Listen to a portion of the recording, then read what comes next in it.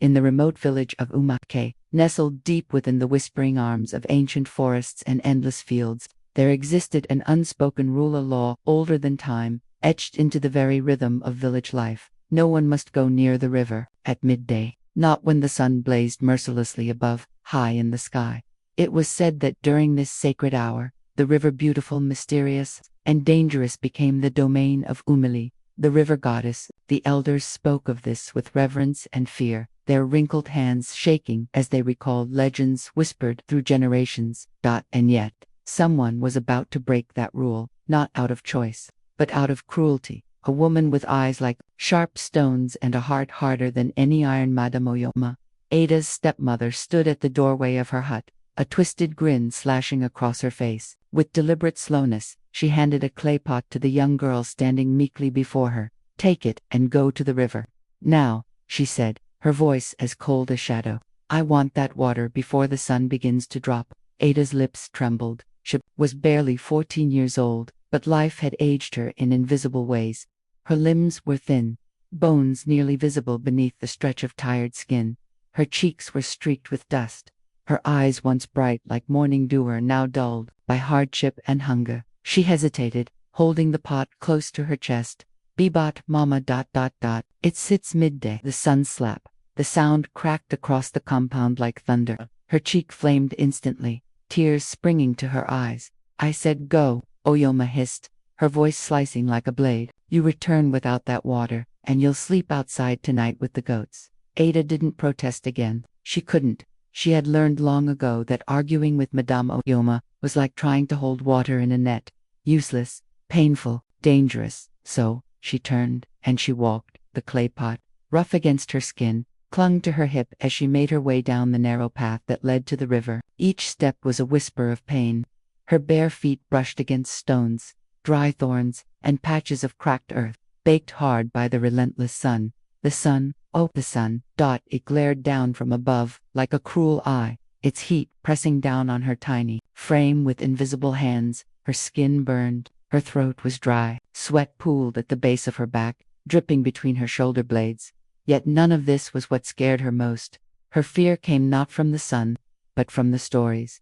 Every child in Umaquay grew up hearing them, the tales of the river goddess. Umaquay, it was said that she would rise at midday, her glowing form emerging from the depths to purify her waters. Any mortal who dared approach during that sacred hour risked invoking her wrath. Some who went at midday never came back, others did, but returned not as themselves, eyes vacant, souls hollow, minds lost in currents only they could hear. Adah's tiny heart pounded louder with each step, but she could not turn back. That slap on her cheek still burned like fire, and in her soul, she knew, disobeying Oyoma would bring a punishment far worse than death. Her lips quivered as she walked.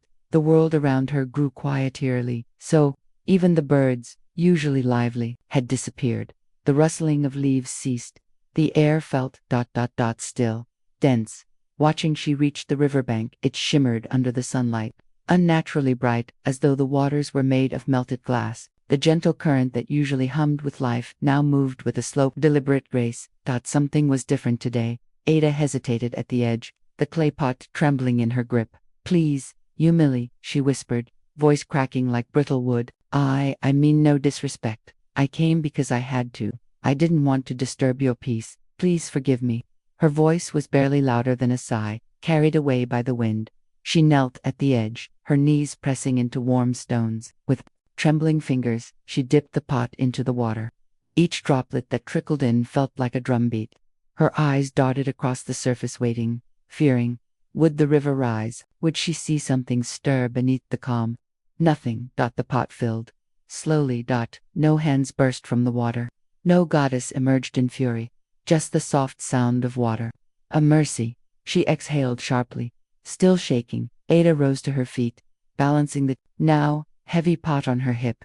Then, without another glance, she turned and began her journey home, feet dragging, heart still thudding, her small body moving faster than it wanted to. The forest path now felt longer. The trees that lined the path seemed to whisper in a tongue only spirits understood. Shadows danced in the corners of her vision, but she didn't stop, not until she saw it, her compound. Home, if it could be called that. And as she stepped into the yard, clutching the water she had risked everything to retrieve. She knew the real punishment was still waiting for her.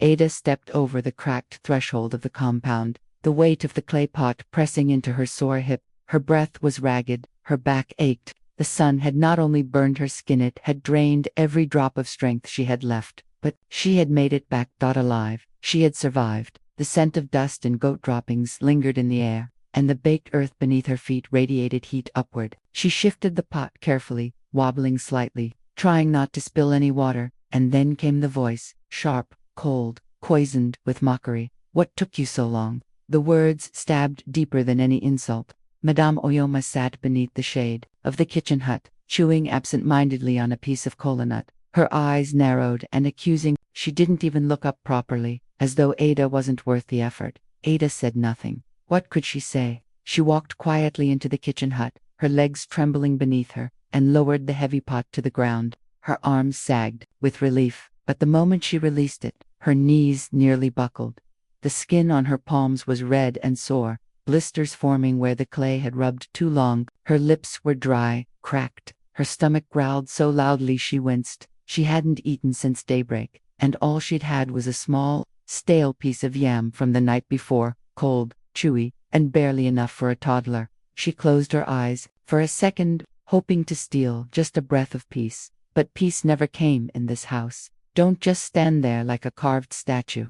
Oyoma's voice cracked like a whip through the air. "Or are you deaf now? You think you're the only one who can look miserable, eh?" Adah turned slowly. She kept her gaze low. "I'm sorry, Mama," she whispered, her voice barely audible. "Sorry." Oyoma scoffed, rising from her stool with the grace of a snake. "Did your useless mother not teach you how to speak like a proper girl? Ah, I see. No, she passed her bad manners to you."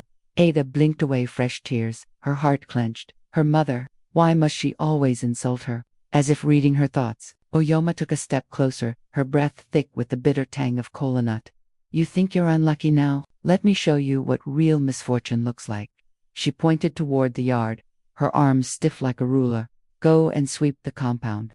The goats have left droppings everywhere thanks to your laziness."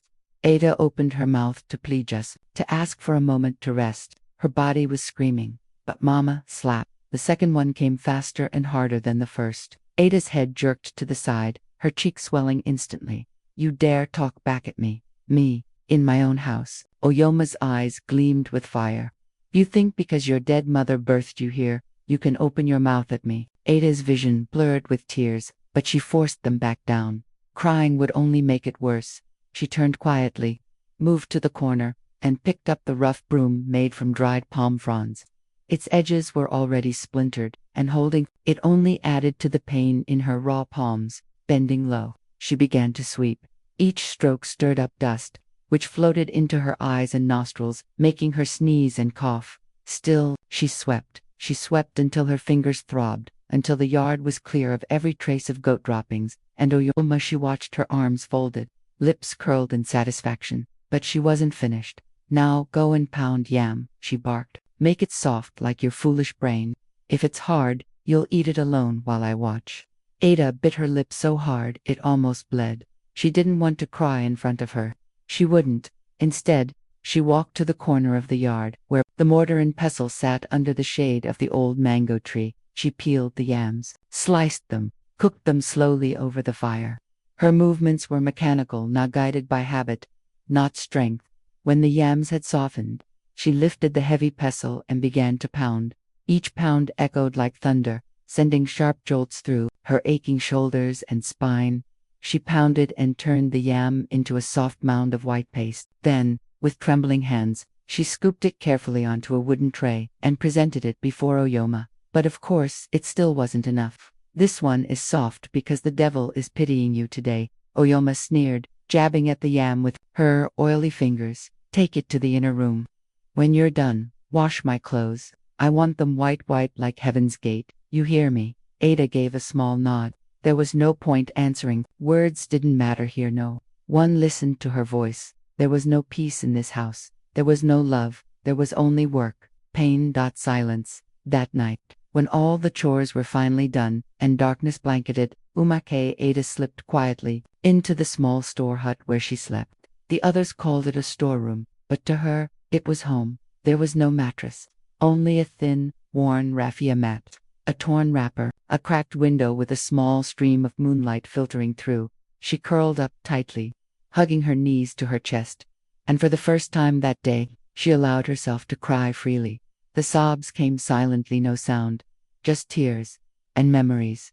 She remembered a time when this house was full of laughter and light, when her mother cooked fresh okra soup that filled the air with warm spices, when her father returned from the farm each evening with dusty boots and a wide grin, tossing her high into the sky like a bird. "My beautiful Adah," her mother used to whisper, planting a kiss on her forehead, "the jewel of my heart. One day, you will shine brighter than the morning sun." Adah clutched the only thing her mother had left her, a small, faded wrapper with floral prints. She pulled it close, pressing it against her face. "Mama, she whispered, her voice cracking. "I'm trying to be strong, just like you said. But it hurts. Every day, it hurts." The wind blew gently through the crack in the wall, carrying the scent of night flowers and the ache of loneliness. The moonlight seemed too dim for a moment, as if the night itself mourned with her. And slowly, with her tears still wet on her cheeks, Adah closed her eyes and drifted into an uneasy sleep.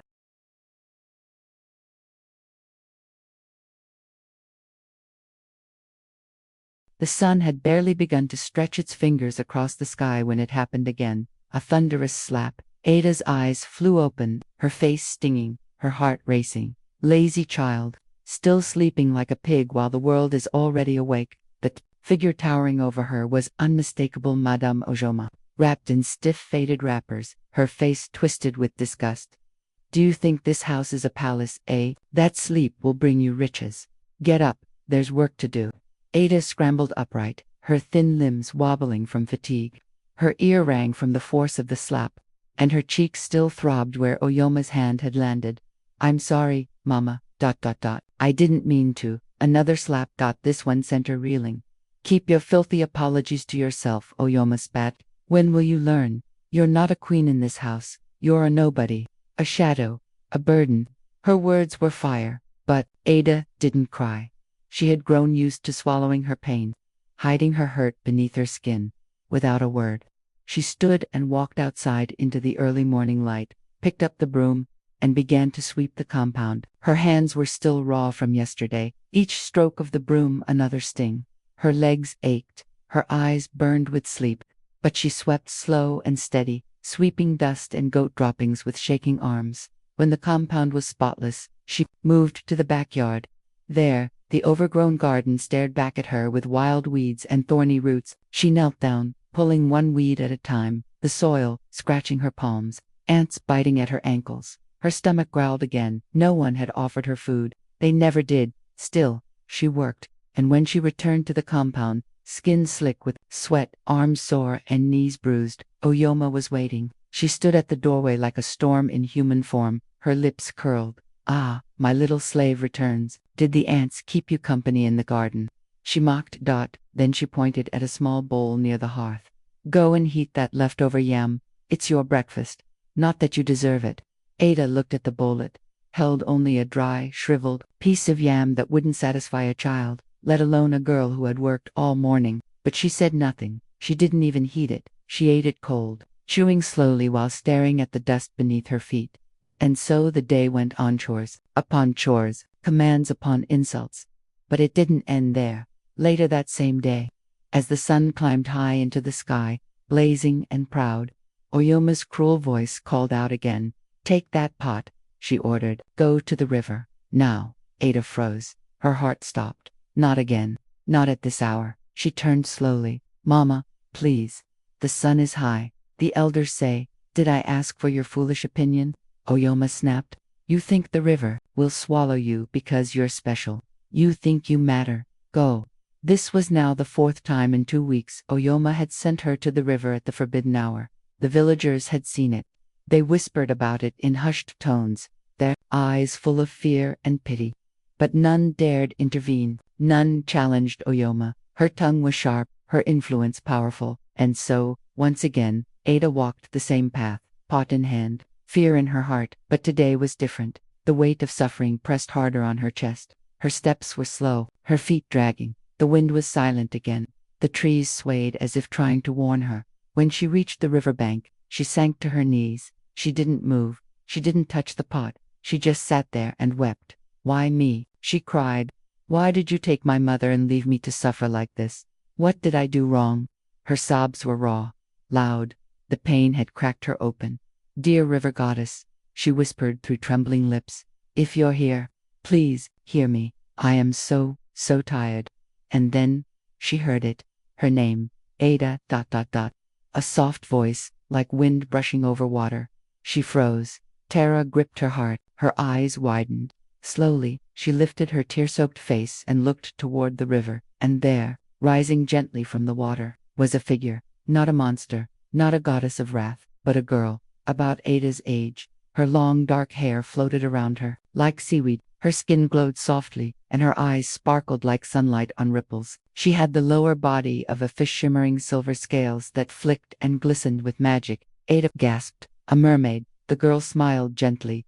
"Don't be afraid," she said. "I will not hurt you. My name is Mirinma. I'm the daughter of Umaquay, the river mother, but I am also just a girl like you." Adah's voice was barely a whisper. "Aren't you angry with me?" Mirinma's laugh was soft and musical. "No. You come to the river with sorrow, not arrogance. The waters can feel pain, Adah. My mother feels it too. But not all pain is ours to fix."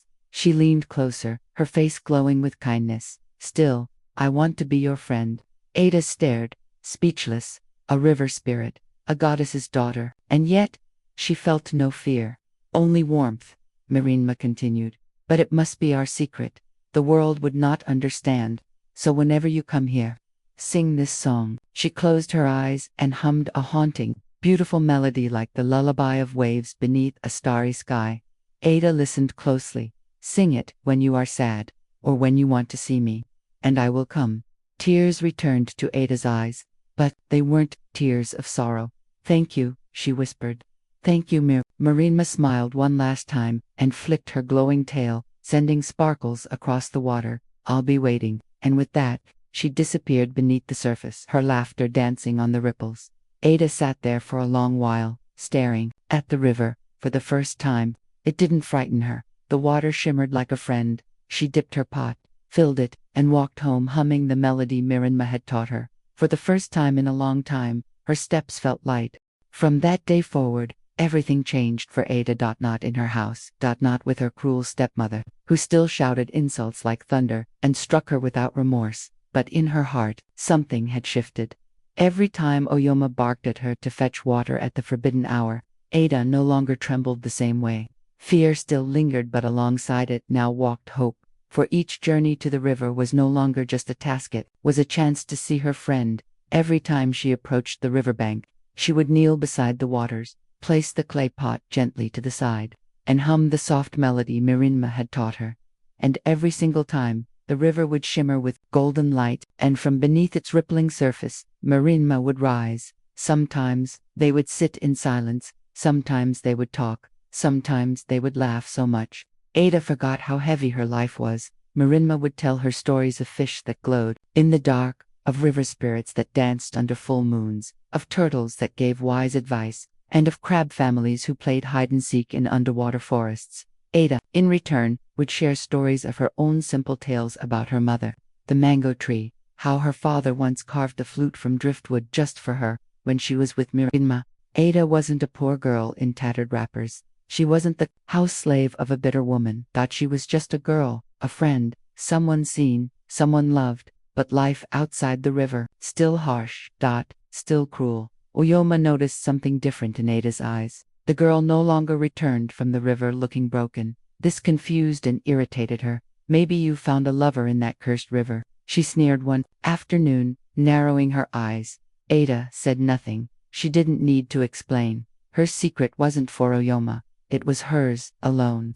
A light hidden safely in her chest. And so the visits continued. So did the healing slowly, but surely. Adah laughed. Again, she began to hum, even when sweeping or pounding yam. Her heart no longer felt like it would burst from sorrow every night. Until one afternoon, everything shifted again. It had been a particularly hot day. The sun was burning white above and the trees refused to sway. Adah arrived at the riverbank, like always. She placed her pot down, she hummed the song, she waited. The river stayed still, no shimmer, no ripple, no mirin. Her heart raced. Had something gone wrong? Had the goddess become angry? Had she been abandoned? Just as panic began to rise in her chest, the water stirred. Mirinma appeared, but she wasn't smiling. Her face was pale, her glow dimmer, her long hair clung to her shoulders, and her tail moved slowly beneath the surface. Even the river around her seemed sad. Adah dropped to her knees. Mirinma, what's wrong? Did I do something? Mirinma looked at her with gentle sorrow. She didn't speak at first. The river whispered around her like a morning song. Finally, she said softly, Adah, today will be the last time we meet. The words hit like a thunderclap. No, don't say that, Adah stammered, her throat tightening. Why? What happened? Mirinma's eyes glistened. I'm getting married, she said, to a river prince from far away. My mother has given her blessing. I must go to his waters and become part of his world. Adah's heart cracked. But our songs, our stories, you can't leave me. You're my only friend. Mirinma swam closer, her voice trembling. This hurts me too, Adah, truly. But this is the way of the river. Our paths are written, long before we know them. Tears streamed down Adah's cheeks.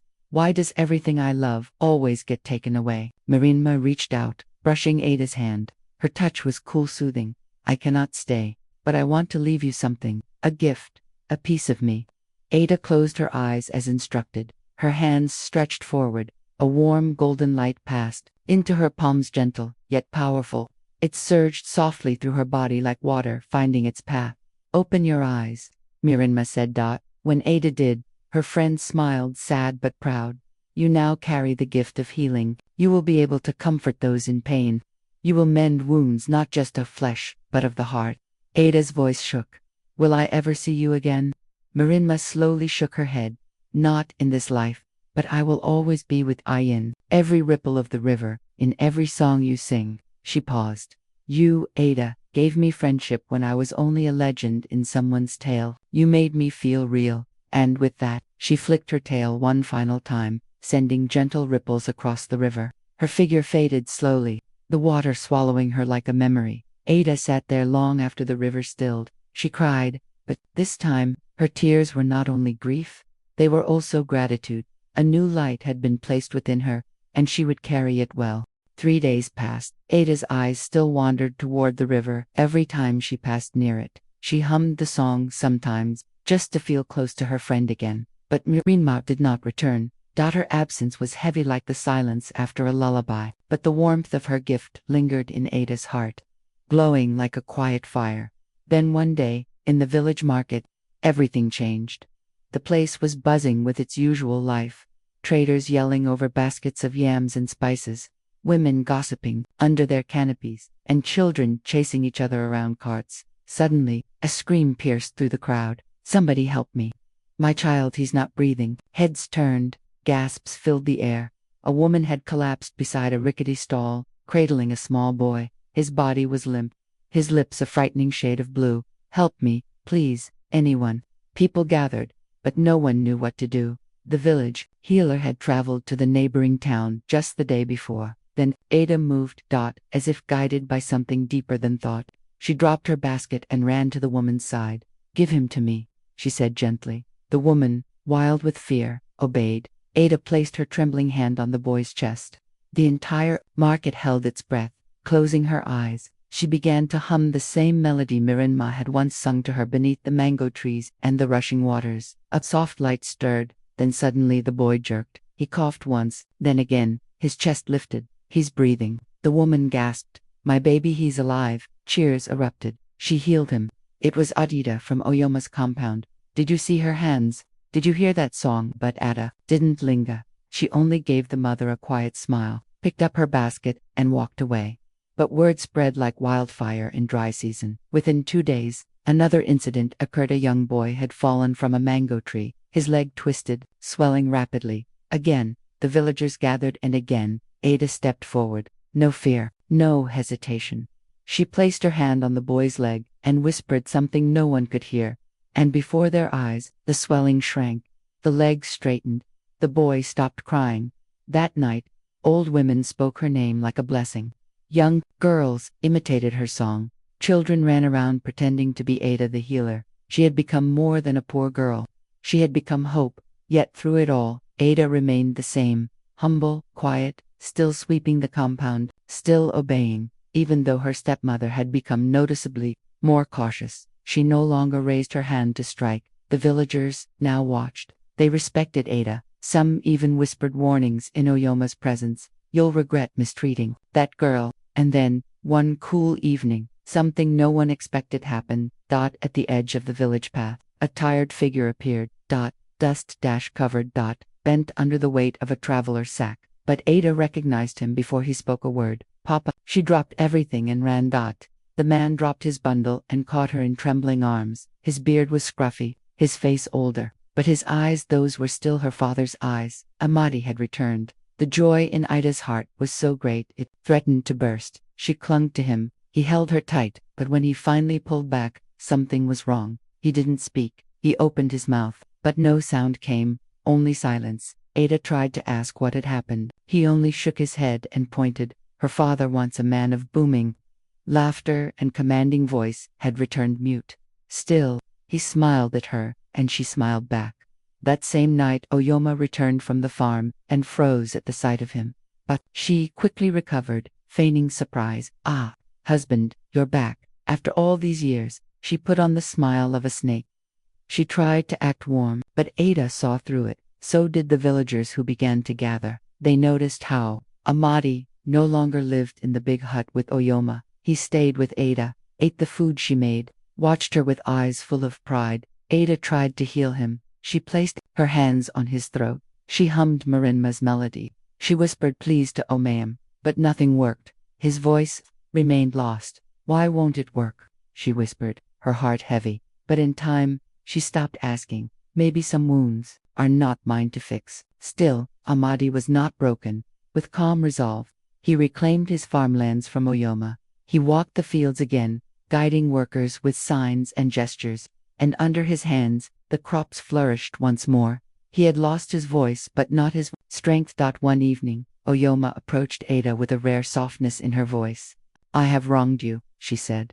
I mistreated you. I failed your mother's memory. I was jealous, bitter. Please, forgive me. But Adah's face was calm. She simply replied, I bear no grudge against you. Your cruelty led me to strength. Your beatings pushed me to the river. If not for your wickedness, I would never have met Mirinma. I would not have become who I am. And then, she walked away. Peaceful. Free. Not long after, word reached the king. He summoned Adah to the palace alongside her father, the village council, and the royal healer. Umaquay sat waiting. I have heard of your gift, the king said. When our healer was away, you did not let our people suffer. That is a sign of grace. He smiled at her. You are not a threat. You are a blessing. From this day forward, you and Umaquay shall lead Umaquay's healing together. Cheers erupted in the great hall. The king turned to her father, Amadi. Though the gods took your voice, your hands have restored your land. Your daughter's honor has restored your name. He raised his royal staff. Let it be known, daughter of Amadi is now the guardian of health, protector of the weak, and symbol of hope. Soon after, a grand healing sanctuary was built near the village square, bigger than anyone imagined. Adah worked there daily, her hands still soft with compassion, her heart still wide with love. She healed not for praise, but because she remembered what it felt like to suffer alone, and even though her father's voice never returned, she stopped mourning that loss, for his eyes spoke volumes, his presence was strong, his silence powerful, and so, from ashes of pain, Adah rose, not as a queen, not as a warrior, but as a healer. A girl who once swept goat droppings, now walked among kings. And though her story had many scars, they had become her strength. Her voice wasn't loud, but it moved hearts. Will her gift ever unlock her father's silence? Or does fate still have more in store for the healer of Umaquay? Only time will tell. But this was only the beginning.